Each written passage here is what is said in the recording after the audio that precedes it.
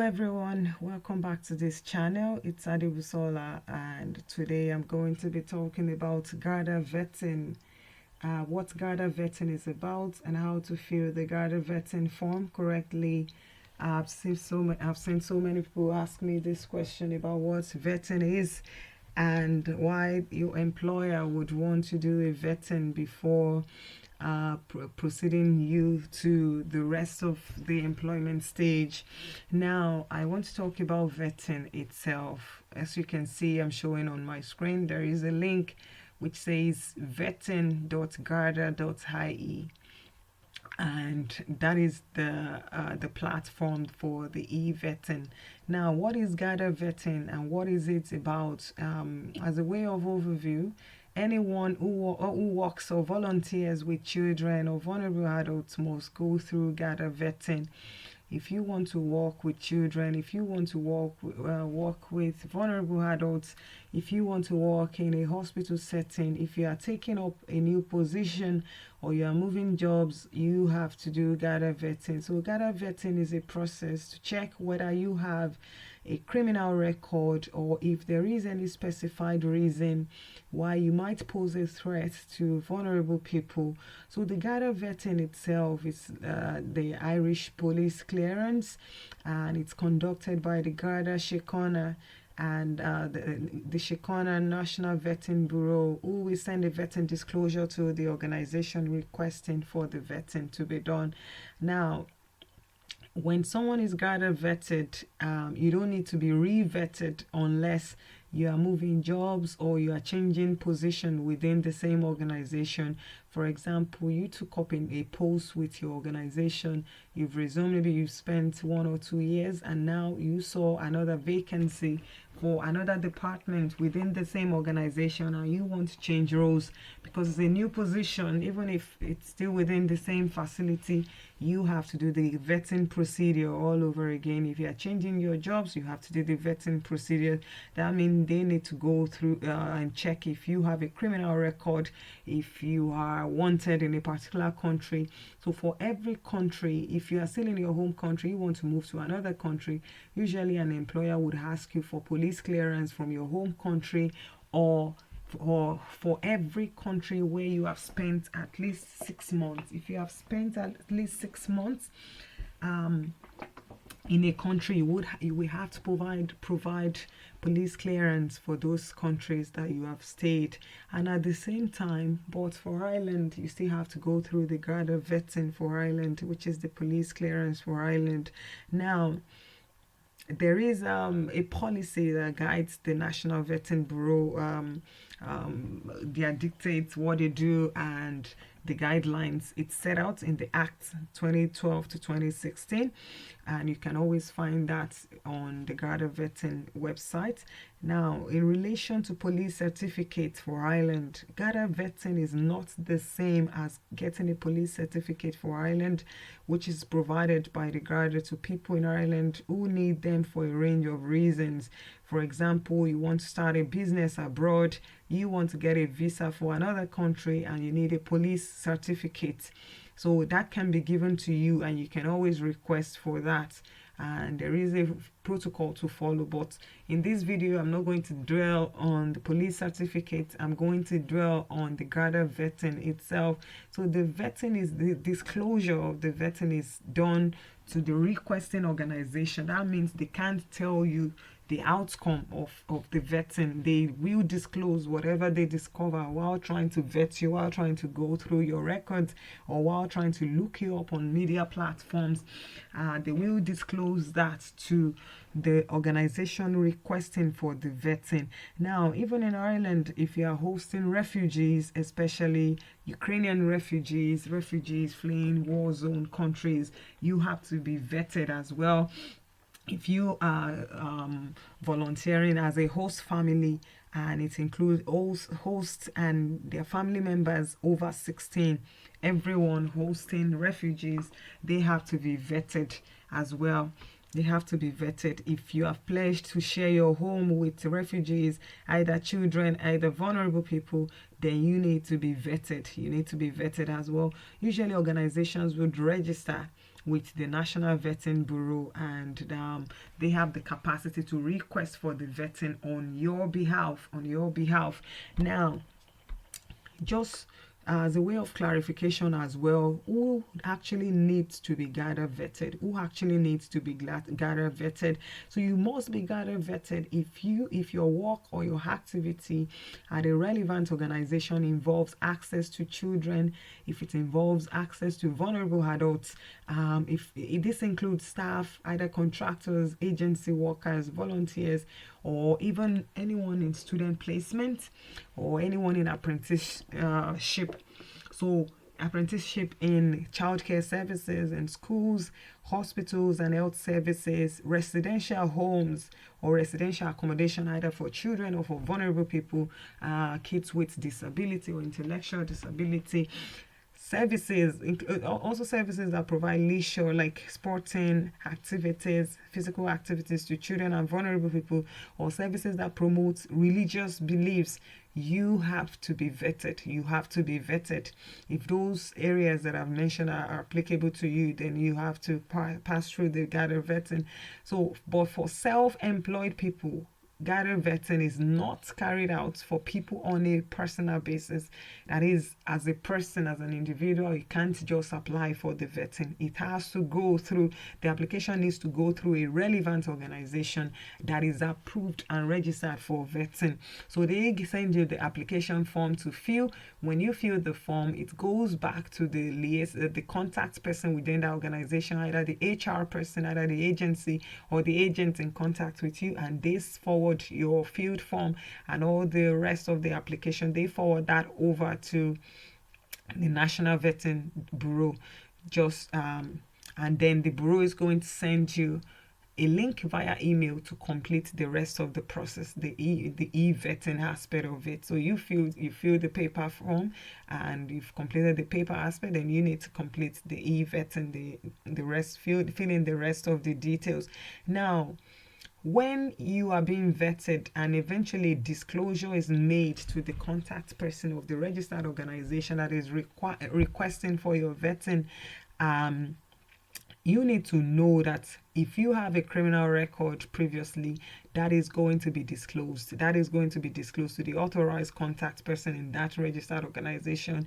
The person will get a vetting disclosure about you. The disclosure is going to include if you have had any convictions in the past, if you have pending prosecutions, maybe pending court cases, and or so they're going to give a statement of specified information, any information other than criminal convictions that leads to a genuine belief that you pose a threat to children or to vulnerable people, or they can just disclose a statement that you don't have any criminal records or you don't have any specified information that relates to you. Now, if you have had any minor offense over 7 years old, in terms of the minor offense, that is not included in the vetting disclosure. Now, you can look up more in relation to that on the Garda vetting website, and any offense that is considered minor that is not specified in their Schedule 3 and in Schedule 1 of the Criminal Justice Act 2016, that is not going to be disclosed provided it is over 7 years. Now, in relation to your vetting information, personal data must be destroyed when the purpose for which it was sought has expired. Usually, the organizations would delete your vetting disclosure a year after it has been received, except in exceptional circumstances. They will issue you a reference number, which is always the case, and then the date of disclosure and the reference number that you were given can be kept on file, and that can always be traced with the Garda Shekona if any future queries arise. So I want you to understand that. Now, if you want to apply for Garda vetting for every job, if you are still in your home country, you want to take up a job as a hospital worker, as a healthcare professional, as a medical doctor, nurse, or even a carer, then and you are under over 18, over 18, you need to fill the Garda vetting application form, which is going to be sent to you by the contact person in the organization you want to work with, or the HR dealing with your applications. Now, if you're under 18 years of age, right, you must submit a consent form that has been signed by your parent or that has been signed by your guardian. So you need to submit that as well alongside your application. They're going to send you the second consent form, if only it's applicable to you, Now, about the page where we are at the moment that I'm showing on the screen, when you have received the form, right, then the vetting bureau, when they receive your application, filled application form and other supporting documents from the contact person in the organization, then the vetting bureau is going to send you a link via email that contains your reference number and the link that where you can just click on and complete the rest of the application online through the e-vetting process. Now, to use the e-vetting services, there are rules that you must follow. You have to be over 16 years of age. If you are between 16 and 18, then you need to submit signed parent guardian consent form, and you need a valid email address. You need a valid, because every communication with you to complete the Garda vetting procedure is going to be sent to your email, and eventually after a few working days, when the vetting disclosure has been made to the contact person in the registered organization, they will send you another email to say that now this process has been completed successfully, or the vetting disclosure has been made to the organization. Now, that email doesn't necessarily imply that the job you've applied for, the contract you've received, is automatically yours, because the email is just going to state that the disclosure has been made, no other thing, no content. You're not going to know what was disclosed, but a disclosure. It's now up to the person, the contact person, to make decision.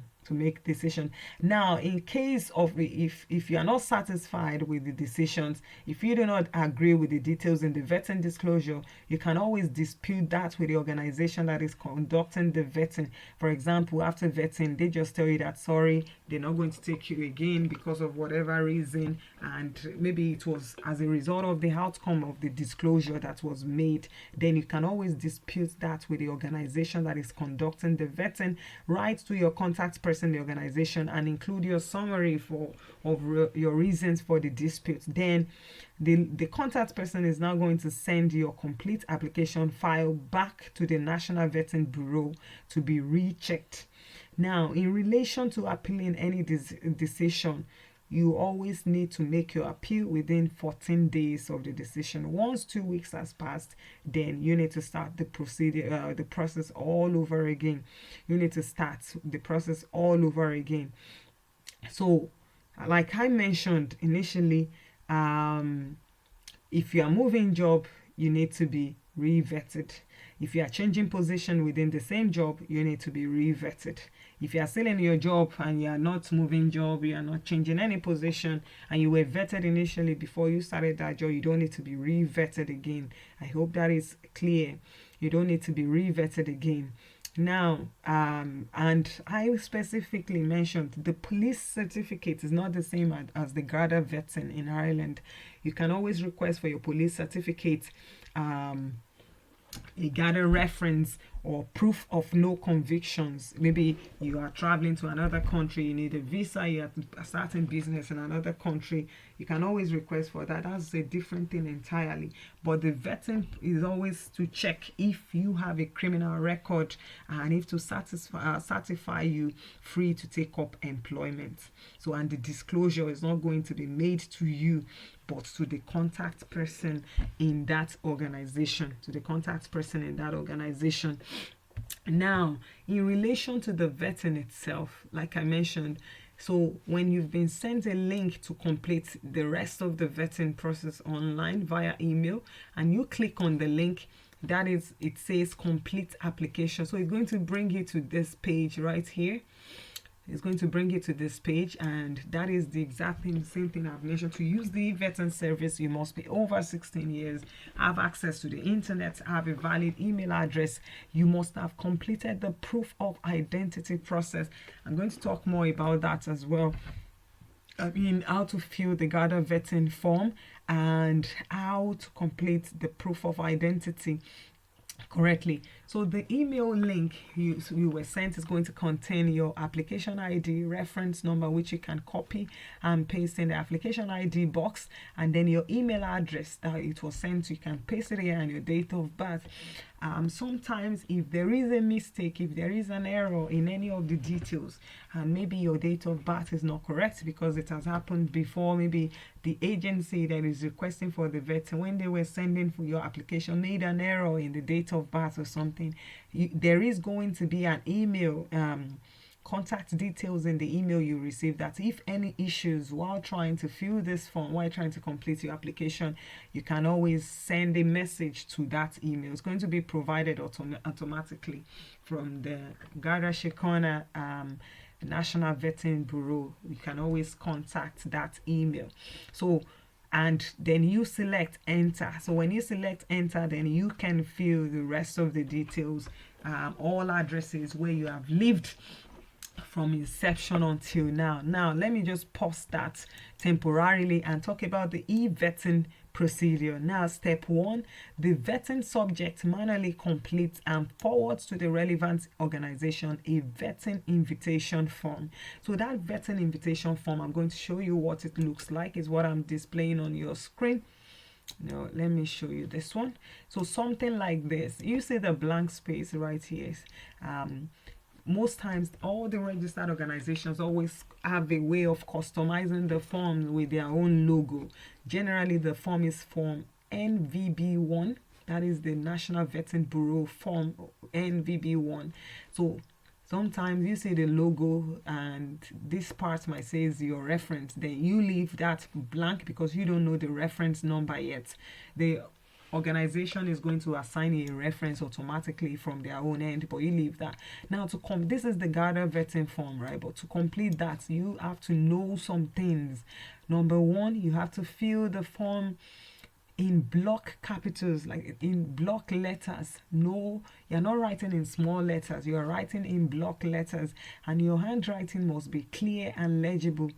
The form has several blocks, right? So you have to complete filling the form in ballpoint pen, not in the pen like marker or something. Some pens, when they write, they are like 4 different layers together, very thick. No, it has to be ballpoint pen. Black point pen is okay.